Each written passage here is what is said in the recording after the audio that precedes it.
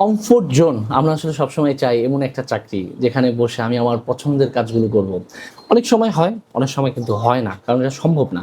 এই comfort zone থেকে কখনো কখনো আমাদেরকে বের হতে হয়, যেটাকে অনেকে সফট স্কিলের ভাষায় ক্রিটিক্যাল থিঙ্কিং বলা হয়। আমার এক বন্ধু আছে, যে কোনো বন্ধুর বাবা মা বা যে কেউ অসুস্থ হলে সে দ্রুত নিজ দায়িত্বে এসে সেই জায়গায় বসে এই সমস্যাগুলো সমাধান করে। কিভাবে মেডিকেলে নিতে হবে বা কিভাবে এই সমস্যাগুলো সমাধান করা দরকার সে নিজ উদ্যোগে করে।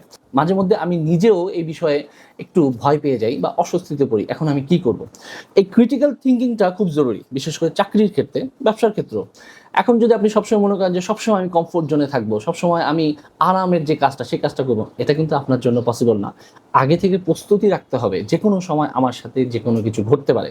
একসময় 50,000 টাকা স্যালারিতে চাকরি করা ছেলেটাও একসময় 12,000 15,000 টাকা স্যালারির চাকরি খোঁজে, কারণ সে তো কমফোর্ট জোন থেকে বেরিয়ে গেছে।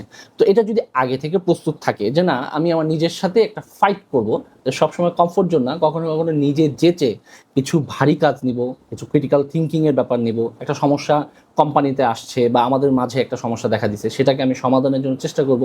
এই চর্চাগুলো যদি আপনি চাকরির অবস্থায় বা চাকরি করার আগেই করে ফেলেন, তাহলে আপনার ক্যারিয়ার লাইফটা খুব খুব খুব গোছালো হবে ইনশাআল্লাহ।